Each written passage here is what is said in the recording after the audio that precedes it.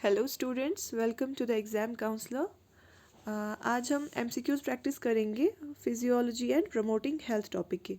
Actually हम अभी unit 5 पढ़ रहे हैं, उसी का टॉपिक है फिजियोलॉजी एंड प्रमोटिंग हेल्थ। कल हमने ये टॉपिक कंप्लीट कर लिया था, आज हम इसके एमसीक्यूज़ प्रैक्टिस करेंगे, ठीक है। तो अगर आप और एमसीक्यूज़ प्रैक्टिस करना चाहते हैं उसके लिए आप हमारा एप्लीकेशन इंस्टॉल कर सकते हैं, द एग्ज़ाम काउंसलर। उसका लिंक आपको वीडियो के डिस्क्रिप्शन बॉक्स में मिल जाएगा। वहाँ पे आपको काफ़ी सारे एमसीक्यू की कोर्सेज मिलेंगे जिन्हें आप चेकआउट कर सकते हैं। और अगर आप हमारे साथ अपडेटेड रहना चाहते हैं तो आप हमें टेलीग्राम पे भी ज्वाइन कर सकते हैं, ठीक है। उसका लिंक भी आपको वीडियो के डिस्क्रिप्शन बॉक्स में मिल जाएगा। Okay, so let's get started. So the question number 1 says, who is known as the father of physiology? Who is known as the father of physiology? Our options are: is it Hippocrates, Claude Bernard, Albert von Haller, or none of the above? Yes, हमने पढ़ा हुआ है ये. Try to answer. So we know that Hippocrates is known as the father of medicine, है ना? Hippocrates is known as the father of medicine.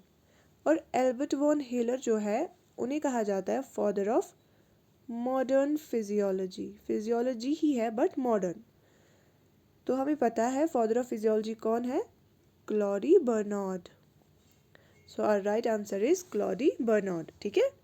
Hippocrates father of medicine है और Albert von healer जो है वो फादर ऑफ मॉडर्न फिजियोलॉजी है। और father of physiology किनको कहा जाता है? क्लॉडी बर्नार्ड को, ठीक है। Okay, then what is the primary function of the respiratory system? कि रेस्पिरेटरी सिस्टम का प्राइमरी फंक्शन क्या है? Is it digesting food? No. ये किसका काम है? डाइजेस्टिव सिस्टम का, simple. Then is it pumping blood? No, हमें पता है ये किसका काम है? सर्कुलेटरी सिस्टम का या फिर कार्डियोवेस्कुलर सिस्टम का। It's one of the same thing. Is it regulating blood temperature, sorry body temperature? हमें पता है हमारी बॉडी का जो टेम्परेचर है वो कौन रेगुलेट करता है? वो रेगुलेट करता है हमारी ब्रेन का एक छोटा सा पार्ट है जिसको हम बोलते हैं हाइपोथैलेमस।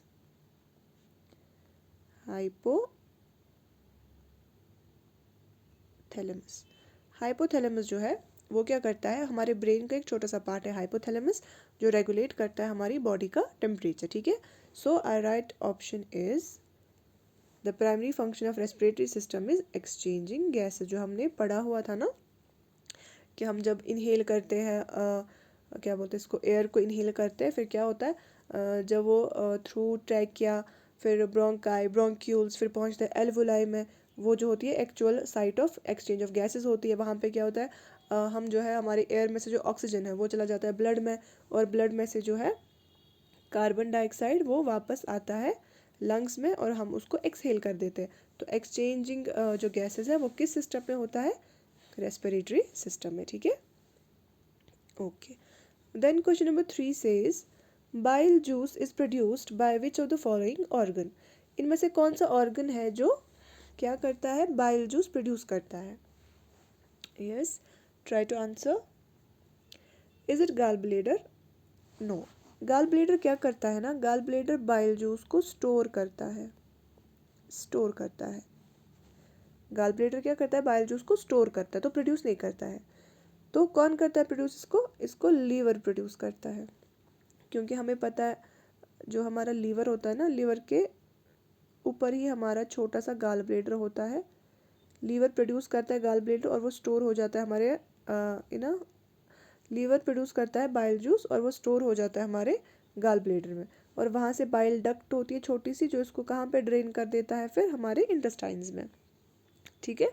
तो प्रोड्यूस कौन करता है बाइल जूस को? लीवर करता है और उसको गाल ब्लेडर स्टोर कर देता है, ठीक है। अब अगर हम देखेंगे स्प्लीन, स्प्लीन क्या करता है हमारा? स्प्लीन कहाँ पे होता है? अपर एब्डोमेन, एब्डोमेन के थोड़ा सा ऊपर होता है वो, ऑन द राइट साइड, ठीक है। तो स्प्लीन का क्या काम है? स्प्लीन करता है ब्लड को फिल्टर करता है। जो भी ओल्ड या डैमेज्ड डिस्ट्रॉयड आरबीसीज होती है ना, उनको ये फिल्टर आउट कर देता है ब्लड में से। ब्लड को कंटिन्यूसली फ्रेश करता है, जो भी उसमें ओल्ड डैमेज्ड आरबीसीज होंगी उनको ये फिल्टर आउट कर देता है, ठीक है। और लीवर हमने अभी देखा बाइल जूस को प्रोड्यूस कर देता है, और स्प्लीन हम ये पेनक्रियाज हमें पता है पेनक्रियाज क्या करता है, इंसुलिन सिक्रीट करता है। एक्चुअली इसका ड्यूअल फंक्शन होता है पेनक्रियाज का, इसका ड्यूअल फंक्शन है, ये हार्मोन भी सिक्रीट करता है इंसुलिन, और ये डाइजेस्टिव जूसेस भी सिक्रीट करता है जो डाइजेशन में हेल्प करते हैं, ठीक है। Okay, then question number 4 says insulin hormone which regulates blood sugar levels is secreted by, अभी हमने जस्ट देखा पेनक्रियाज। इंसुलिन हार्मोन कौन सिक्रीट करता है, पेनक्रियाज। लीवर भी हमने देखा, लीवर क्या करता है, बाइल। इंटेस्टाइन्स हमें पता है ये डाइजेशन में एड करते हैं, एंड देन थायराइड ग्लैंड क्या करता है, थायरॉक्सिन, है ना। Okay okay, let's move forward. Question number 5 says what is the main function of endocrine system. Endocrine system क्या फंक्शन करता है, हमें पता है एंडोक्राइन सिस्टम में क्या आता है। एक एंडोक्राइन सिस्टम में हमारा आता है ग्लैंड्स जो प्रोड्यूस करते हैं या स्क्रीट करते हैं हार्मोन्स, यही तो कॉन्स्टिट्यूट करता है ना हमारा एंडोक्राइन सिस्टम, कि ग्लैंड्स है और वो क्या करते हैं, स्क्रीट करते हैं हार्मोन्स। तो एंडोक्राइन सिस्टम का क्या काम है, production of hormones. Okay, food digestion, digestive system, responses to external stimuli कौन करता है, नर्वस सिस्टम। जो भी इलेक्ट्रिकल इम्पल्सेस होती है, जो भी आउटसाइड स्टिमुलाई आता है उसके लिए रिस्पॉन्स कौन करती है, हमारी नर्व्स करती है ना, हमारा nervous system. Okay, then question number 6 is which of the following is not a part of, it's saying it's not a part of central nervous system। इनमें से कौन है जो पार्ट नहीं है हमारे सेंट्रल नर्वस सिस्टम का, is it brain, is it spinal cord, is it peripheral nerves, और is it both 1 and 2। So we know that कि हमारा ब्रेन, और ब्रेन से ही निकलती है हमारी स्पाइनल कॉर्ड, ये बिल्कुल सेंटर पे होता है ना, हमारे स्कल में ब्रेन है, फिर बिल्कुल जो हमारा ये होता है ना, क्या बोलते हैं इसको, स्पाइनल कॉर्ड, वो ब्रेन से ही बिल्कुल नीचे जाता है स्ट्रेट में। तो ये जो है ना कि हमारा सेंट्रल नर्वस सिस्टम कॉन्स्टिट्यूट करते हैं ये दो, तो ये भी नहीं आएगा। तो फिर कौन है, हमारी पेरिफेरल नर्व्स है जो नहीं होती है सेंट्रल नर्वस सिस्टम में, क्योंकि जो पेरिफेरल नर्व्स होती है ना फिर जितनी भी, वो क्या कॉन्स्टिट्यूट करती है, पेरिफेरल नर्वस सिस्टम, वो पेरिफेरल नर्वस सिस्टम होता है जो पेरिफेरल नर्व्स कॉन्स्टिट्यूट करती है, ठीक है। सेंट्रल नर्वस सिस्टम में सिर्फ हमारा ब्रेन और स्पाइनल कॉर्ड आता है। Okay, then question number 7 says filtration of blood and urine production is associated with which system. तो यूरिन प्रोडक्शन जो हमारा होता है वो किस सिस्टम से एसोसिएटेड है, इज इट डाइजेस्टिव, नहीं, डाइजेस्टिव सिस्टम से क्या होता है, हमारी डाइजेशन होती है, वहाँ पे भी वेस्ट बनते हैं बट यूरिन नहीं बनता ना, वहाँ पे एक्सक्रीटा बनता है बट वेस्ट यूरिन नहीं बनता। सर्कुलेटरी सिस्टम हमारे ब्लड को सर्कुलेट करता है, तो यूरिन का कोई सीन नहीं है इसमें। नर्वस सिस्टम हम रिस्पॉन्स देते हैं, तो कौन सा सिस्टम आता है हमारा, रीनल सिस्टम। कौन सा, हमारा रीनल सिस्टम, जिसमें क्या होता है, हमारी किडनीज होती है, kidneys, ureters, bladder, urethra, this forms the renal system. और रीनल सिस्टम ही क्या करता है, यूरिन प्रोडक्शन करता है, हमारे ब्लड को फिल्टर आउट कर देता है, ठीक है। Okay, then question number 8 says what is the primary function of red blood cells in the circulatory system. Red blood cells का क्या काम है हमारे सर्कुलेटरी सिस्टम में, क्या काम है, क्या वो फाइटिंग इन्फेक्शंस करती है, नहीं, हमें पता है इन्फेक्शंस को कौन फाइट करता है, हमारी WBCs, है ना, WBCs का काम ही है ना इन्फेक्शंस को फाइट करना, इम्यूनिटी देना।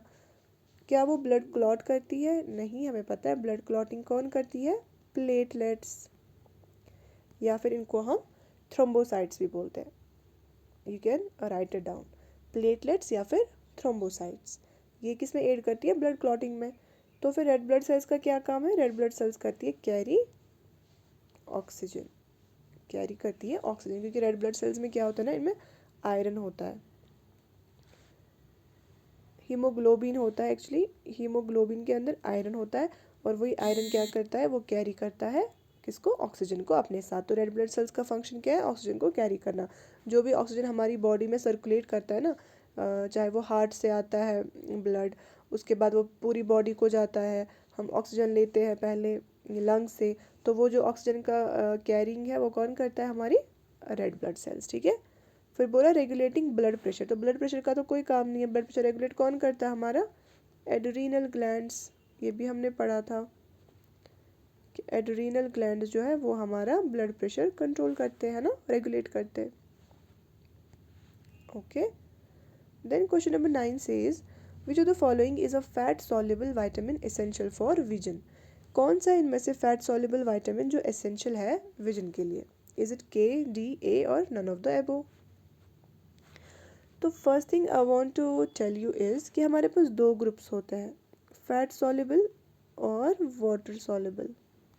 ये आप याद रखेंगे, ये इंपॉर्टेंट है, विटामिन्स में से क्वेश्चंस आते हैं। फैट सॉल्युबल और दूसरे होते हैं वाटर सॉल्युबल। आपको इसमें ट्रिक याद रखेंगे, फैट सॉल्युबल कौन है, कीड़ा, कीड़ा आप याद रखेंगे, कीड़ा।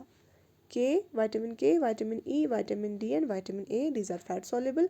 वहाँ क्या बचता है, बी एंड सी, तो बी सी क्या है, हमारे वाटर सॉल्युबल, ठीक है।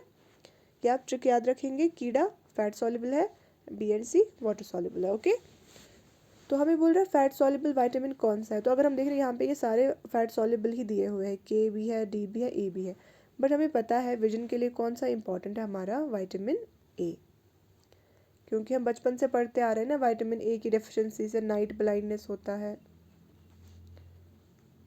ना। तो नाइट ब्लाइंडनेस तो आइज का ही है ना, ब्लाइंडनेस, तो विजन के लिए कौन सा इंपॉर्टेंट है, हमारा विटामिन ए। और विटामिन के अगर हम देखें किसके लिए इंपॉर्टेंट होता है, हमारी ब्लड क्लॉटिंग के लिए। विटामिन डी कैल्शियम प्रोवाइड करता है। Okay okay, then question number 10।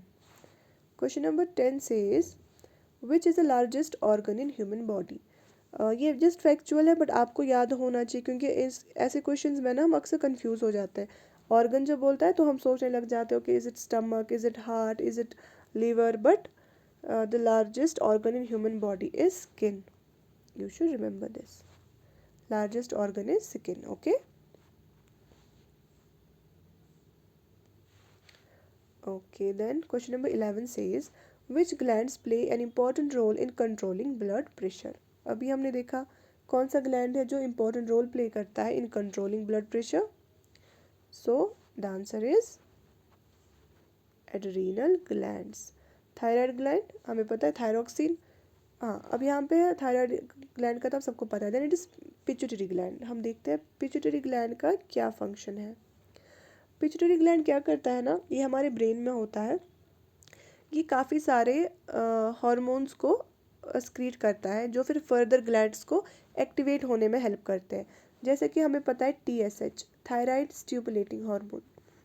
जब हमारी बॉडी में क्या होता है ना, थायरॉक्सिन का लेवल अगर हमारी बॉडी में कम हो जाता है ना, तो पिट्यूटरी ग्लैंड क्या करता है, ये TSH को रिलीज कर देता है, और TSH सिग्नल्स देता है थायराइड ग्लैंड को कि आप क्या करो, आपको थायरॉक्सिन को प्रोड्यूस करना है बहुत ज़्यादा, क्योंकि बॉडी में कम हो रहा है। तो इसका काम क्या है ना, ये दूसरे ग्लैंड्स को सिग्नल्स देता है कि अगर वो वहाँ पे कुछ भी रेगुलेशन की ज़रूरत होती है तो ये उनको सिग्नल्स देता है। जैसे कि ये TSH देता है, ये FSH स्क्रीट करता है, फॉलिकल स्टिमुलेटिंग हार्मोन, ये ऑक्सीटोसिन रिलीज़ करता है। और दूसरा हमारे पास और भी बहुत सारे हैं, जैसे कि ग्रोथ हार्मोन है इंपॉर्टेंट, ग्रोथ हार्मोन, किसी की ग्रोथ कम है तो ये ग्रोथ हार्मोन स्क्रीट कर देता है। तो इसका काम क्या है, ये काफ़ी सारे हार्मोन्स को स्क्रीट करता है जो बाकी फर्दर ग्लैंड्स को सिग्नल्स देते हैं to release the actual hormones, ठीक है। ओके, सो हमारे क्वेश्चन का आंसर क्या था, adrenal glands. Okay, then question number 12 says which component of the digestive system is responsible for absorbing nutrients into the blood stream।